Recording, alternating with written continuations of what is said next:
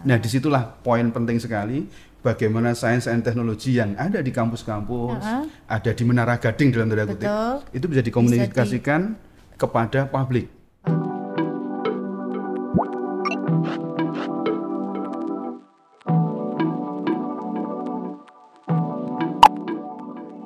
Halo kawan UGM, ketemu lagi di episode kedua UGM Podcast, dan kali ini kita akan ngobrol-ngobrol dengan salah satu peneliti handal di UGM. Woi, Pak Aas.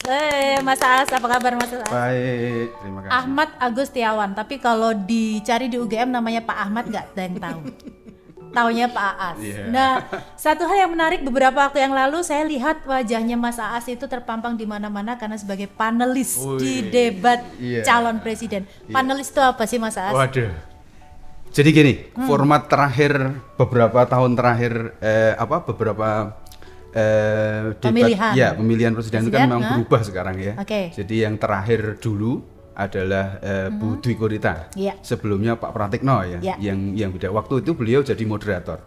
Tapi yang terakhir ini yang diangkat adalah mencari para panelis ahli di bidang masing-masing, moderatornya dari yang profesional yaitu penyiar TV. Panelisnya tugasnya apa Mas? Jadi tugasnya kita itu dikumpulkan ada 8 pada saat saya itu di sesi energi, environment dan seterusnya gitu. Jadi kita dikumpulkan dari ahli tambang ada ahli lingkungan dan juga ahli-ahli yang lain termasuk isu aktivis lingkungan. Nah, di situ kita berdebat, berdiskusi sebelum mengeluarkan 1, 2, 3 pertanyaan krusial. Jadi membuat pertanyaan tugasnya. Iya, karena menyusun soal. Intinya kita pengen tahu bagaimana cara pandang calon presiden kita melihat 5 tahun ke depan atau bahkan lebih tentang menyiapkan Indonesia yang lebih berkelanjutan. Dan Mas Aas dari sisi energi, terutama energinya yang terbarukan. Karena isunya yang paling akhir, paling terakhir ini, isu-isu yang paling krusial adalah climate change yang dikoppel dengan renewable energy atau energi terbarukan. Jadi semua bergerak ke arah sana. Untuk menyusun bagaimana strategi ke depan menghadapi kebutuhan kita terhadap energi.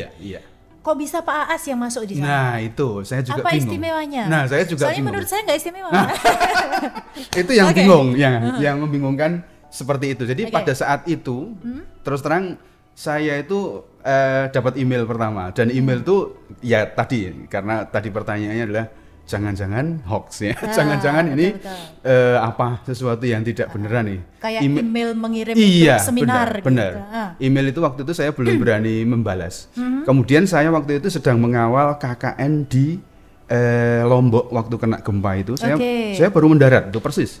Ditelepon. Nah di telepon itu barulah saya yakin bahwa itu ini benar. Jadi konfirmasinya adalah ada semacam cyber timnya KPU ya. Itu kelihatannya mencari scanning ke semua tempat dan ternyata ada diskusi di sana, muncul nama saya. Dan nama saya juga bingung waktu itu kenapa, tapi akhirnya saya diminta untuk bidang energi terbarukan, dan ya alhamdulillah kelihatannya ini adalah sesuatu yang kita lakukan di UGM gitu ya, untuk bagaimana memanfaatkan energi terbarukan untuk Indonesia. Apa karena mereka tim itu melihat penelitian-penelitiannya Pak Aas itu ya? Bisa jadi track record itu menjadi penting sekali. Jadi bagaimana zaman sekarang adalah zaman exposure. Exposure itu artinya dalam hal ini Humas UGM juga berperan sangat penting di sana.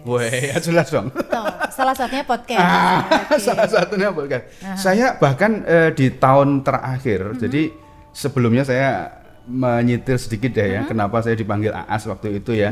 Saya kan pulang dari Australia sekolah, terus tiba-tiba anak-anak itu manggilnya Aas loh. Kenapa Aas? Saya juga nggak paham itu. Dari situlah saya mulai dipanggil Aas oleh mahasiswa sampai terakhir ngurusin mahasiswa di kreativitas waktu itu. Nah dari sana itu kita kembangkan ide-ide anak-anak untuk berkarya dan seterusnya, termasuk di dalamnya bidang energi terbarukan. Selepas dari itu, tahun terakhir 2018-19 itu saya mendapatkan kesempatan untuk fellowship setahun penuh, dan itu adalah ASEAN Science and Technology. Tugas dari fellowship itu adalah bagaimana mengkomunikasikan science and technology agar bisa digunakan untuk decision making, policy decision making. Dan penting sekali bagaimana science and technology yang ada di kampus-kampus, ada di Menara Gading dalam tanda kutip, itu bisa dikomunikasikan kepada publik. Untuk mendapatkan ada public awareness, itu satu sisi untuk masyarakat. Tapi untuk pengambil kebijakan bagaimana? Ini juga rawan karena jangan-jangan nanti pengambil kebijakan tuh dapatnya wangsit, awang-awang, tiba-tiba merenung sebentar atau merenung 2 hari, mak bedunduk keluar padahal kajian-kajiannya belum siap atau seperti apa. Jadi case-case seperti itu kita dapatkan dalam setahun fellowship tentang skill, tentang teknik. Teknologinya kan kita sudah punya di kampus. Kita setiap hari bergelut dengan itu, tapi bagaimana mengkomunikasikan itu ke masyarakat dan menerapkan itu ke masyarakat. Yang penelitian Mas Aas selama ini apa yang berhubungan dengan teknologi itu ya? Jadi saya S1 saya di Elektro UGM. Waktu itu sudah tertarik dengan pembangkit listrik, tetapi yang yang ramah lingkungan, yang untuk memanfaatkan apa yang kita punya di alam, energi terbarukan dan seterusnya. Kemudian S2 saya lebih ke Sustainable Energy Engineering. Itu Sustainable Energy itu energi yang berkelanjutan. Iya. Dan itu dapat kesempatan di Swedia di KTH. Saya lanjutkan lebih spesifik lagi di Australia, yaitu bidang Renewable Energy System. S3-nya? Renewable Energy Systems and Planning. Jadi sistem dan perencanaan energi terbarukan di Curtin University Australia. Nah, dari spesifikasi itu, waktu saya melakukan PhD case tadi itu, saya mengangkat isu-isu keindonesiaan. Indonesia itu punya 17.000 lebih pulau. Nah, kita punya pulau-pulau utama. Pulau utama itu Jawa itu ya. Kemudian Sumatera, Kalimantan. Tapi kita masih punya ribuan yang lain yang itu kecil-kecil. Saat ini yang punya terlink secara istilahnya bagus antara kelistrikan itu hanya Jawa. Jawa, Bali, Madura. Padahal pulau yang lain butuh. Wah, itu. Nah, terus bagaimana dong? Kita akan melihat meratakan pembangunan, terus kemudian mengangkat Human Development Index, katanya tantangan besar Indonesia. Kalau energinya aja listrik nggak ada. Salah satunya Nah, itulah yang jadi common sense dan ide besarnya. Dan kita tahu mungkin kita di UGM, saya selalu bilang seperti itu ke adik-adik mahasiswa. Saya selalu challenge mereka ketika membuka entah itu kuliah umum ataupun dalam kuliah saya juga. Kamu Anda ini enak. Anda ini usia-usia yang mendapatkan peluang kesempatan belajar di UGM di tempat yang ketika kita belajar fasilitas AC, semua ada, AC ada. Kalau panas dikit AC. Mesti AC-nya nyala atau AC-nya mati atau terganggu pada komplain. Kemudian butuh penerangan, klik tinggal langsung nyala. Kemudian yang lain termasuk padahal saudara-saudara kita yang di daerah lain nggak dapat kayak gitu. Seusia dia, seusia mereka, seusia Anda ini di tempat lain ada yang nongkrong dan mereka tidak menikmati fasilitas itu. Bahkan ada juga yang dulu belum sempat melihat listrik itu kayak apa, lampu di daerah-daerah terpencil ya Mas As. Nah itu case yang pertama. Kemudian kata Spiderman itu kan katanya di pada kekuatan atau itu ada tanggung jawab besar, ya kan? Jadi salah satunya kita itu mendapatkan kesempatan fortunate, orang-orang yang beruntung, maka kita juga harus bersyukur dengan cara yang di sana-sana ada yang belum dapat. Nah, itu tanggung jawab kita untuk membantu. Dan kebetulan kita pegang keilmuan itu, tanggung jawabnya tambah besar. Terus bagaimana itu hasil penelitian atau model penelitiannya Mas Aas untuk menciptakan energi baru atau bagaimana Mas? Jadi yang dikembangkan selama studi itu adalah kajian model, kemudian kita menuju ke prototyping, prototype system, kemudian diterapkan di satu lokasi. Saat itu profesor saya bidding project di Maldives, Maladewa. Maladewa itu hanya pulau kecil yang terdiri atas atol-atol. Atol itu kayak batu karang. Kena tsunami. Tsunami-nya dari kiriman dari Aceh 2004. Anda bisa bayangkan jaraknya jauh banget, ya. Itu, betul. Jauh banget, tapi karena pulaunya kecil, hampir 90% di sana daratannya hanya di atas 1 meter di atas permukaan laut. Anda bisa bayangkan meskipun jauh, iya, itu ternyata terkena juga. Nah, dalam case itu proyek kami di sana, profesor saya mengangkat isu untuk membawa teknologi itu, namanya kalau agak lebih teknis itu ya, namanya microgrids, mini-grid, ya, hybrid power system. Hybrid itu campuran antara teknologi-teknologi yang ada, yaitu teknologi angin, surya. Kalau misalnya di sana ada mikrohidro juga dimanfaatin dan seterusnya. Kemudian juga masih di backup dengan sistem yang cukup konvensional, yang reliable, yang robust, yaitu diesel genset. Ya, jadi campur-campur. Betul. Kayak kalau zaman dulu saya SD belajar ada PLTA, pembangkit listrik tenaga air itu dicampur semua ya. Campur-campur. Tapi dalam case ini yang kecil-kecil. Kalau PLTA kan kita harus membuat waduk, memindahkan orang sekecamatan lebih. Nah, di case ini. Tapi kalau ini lingkup sekitar kita gitu yang apa yang tersedia di lokasi. Nah, seperti itulah satu model demonstrasi yang menarik. Dan itulah sebenarnya yang saya bayangkan waktu sebelum kuliah maupun sampai selepas kuliah untuk Indonesia. Karena teknologi untuk Indonesia, Anda bisa bayangkan kalau kita mau linkkan semua se-Jawa sampai semua 17.000, kira-kira kita kan akan melingkan dengan kabel bawah laut. Betul. Kabel bawah laut itu berapa?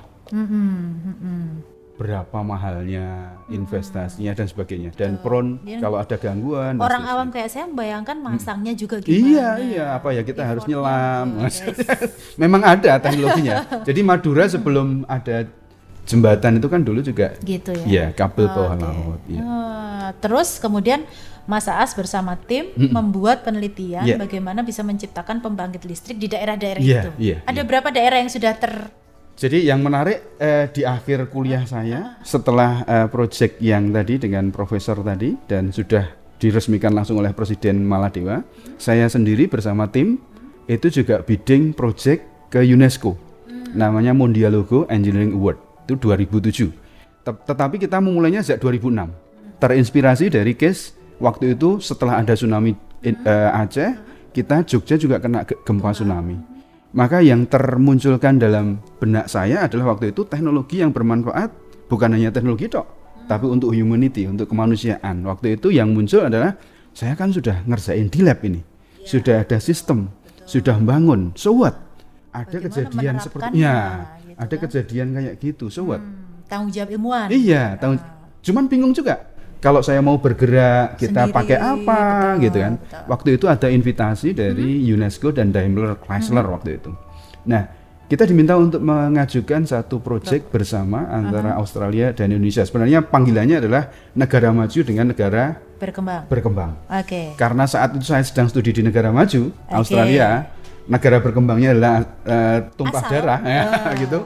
Kemudian kita kontak, kita buat tim di Australia, kita buat tim di Indonesia, dan kita maju bersama final, dan alhamdulillah menang ide ini. Jadi idenya sebenarnya memanfaatkan teknologi yang tadi, yang renewable energy project tadi, mini grid hybrid, dikombin dengan dari beberapa tadi ya, dari air, dari angin, dari diesel, dikombinasi. Ditujukan kepada waktu itu case-nya adalah untuk pasca bencana. Dimanapun. Waktu itu langsung dicari, ya tadi belajar dari Aceh, tsunami, gempa Jogja. Sebenarnya kalau ditarik ke belakang lagi banyak sekali. Ada Padang, ada termasuk yang Sigi, tsunami juga di Lombok dan seterusnya. Nah, saat itu kita ngangkat isunya listrik, itu dibutuhkan. Tapi so what? Ternyata kebutuhan lain yang paling mendesak adalah air gitu. Maka kita buat sikon di mana kita juga harus menghasilkan air dong, ini alat itu. Ya. Jadi waktu itu kita angkat isu selain membangkitkan listriknya juga dimanfaatkan untuk penyedia air bersih. Salah satunya memanfaatkan teknologi misalnya reverse osmosis dan seterusnya. Kebetulan di tim kami itu ada semua itu teknologinya. Jadi di Australia itu untuk sistem PV-nya tersedia. Kemudian reverse osmosisnya ada. Jadi kita kayak main puzzle Lego. Jadi dikerjakan bersama oleh beberapa tim, jadi bisa mengatasi persoalan keterbutuhan listrik, kebutuhan air bersih. Pasca bencana kan biasanya nggak ada itu air bersih, dan susah. Itu yang yang kita alami sampai sekarang. Setiap ada bencana apapun itu bencananya pasti datang untuk membantu. Jadi di situ case, tanggung jawab keilmuannya muncul. Iya. Jadi perkembangannya begitu pulang ke Indonesia 2009, ternyata benar kan kita masih panen bencana. 2009 saat itu ada gempa Padang, UGM waktu itu lewat LPPM namanya dulu, masih LPPM ya. Itu mengirimkan tim untuk membantu di sana, dan termasuk salah satunya sistem juga kita juga mengawal di sana. Terus masang di sana gitu Mas As. Kemudian yang selanjutnya dengan Ristek, kita bekerja sama dengan Ristek. Ristek waktu itu masih sendiri, belum dengan Dikti. Waktu itu meluncurkan program-program untuk pengembangan hybrid power system juga.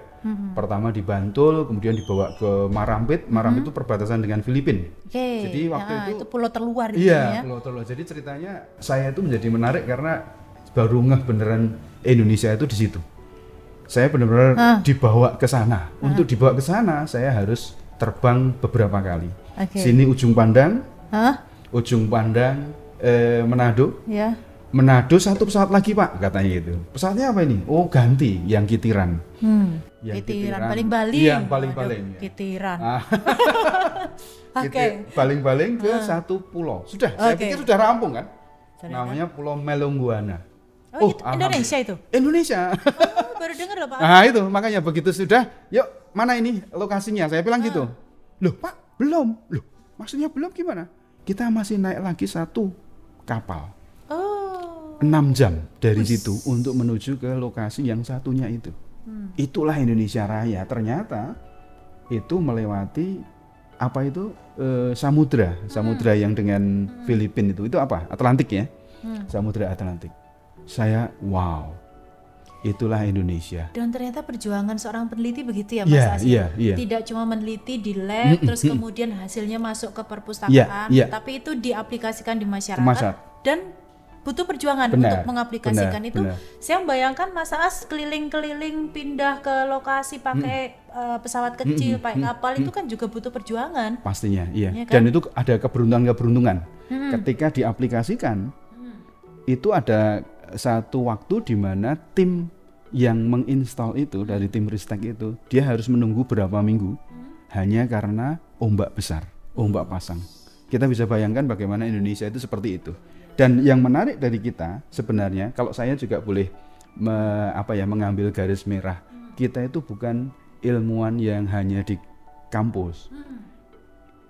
Terlalu terlalu mewah kita itu kalau seperti itu. Karena apa? Indonesia masih membangun. Tantangannya besar sekali. Ini ada 1-2 keuntungan ataupun juga kerawanan. Keuntungannya adalah berarti ini lab itu gede banget. Lab alam kita gede banget. Tetapi kerawanannya gimana? Kalau kita malas bekerja, malas melakukan itu, jangan salah. Banyak, penemunya orang luar, penulisnya orang luar. Kemudian masuk sampai titik-titik lokasi itu orang luar. Jadi itu jadi tantangan untuk para tantangan peneliti besar dan juga sekaligus kita juga butuh fasilitasi support tadi. Yang mengerikan adalah kita boleh malas-malasan, kita nggak sampai ke sana, tapi nanti tiba-tiba dikerjakan orang lain. Nah itu yang berat. Jadi PR kita sebenarnya berat banget untuk mengatasi persoalan-persoalan di negara kita sendiri dengan fasilitas yang luar biasa. Mas As, biasanya kalau peneliti itu kan yang saya bayangkan seorang peneliti itu mesti cupu, kutub buku. Nggak suka keluar, hobinya baca buku. Mas As gitu nggak sih kehidupannya? Ini mainframe yang sudah diciptakan, bahkan untuk komik itu ya, komik. Kacamatanya tebel. Ini di mana kacamatanya?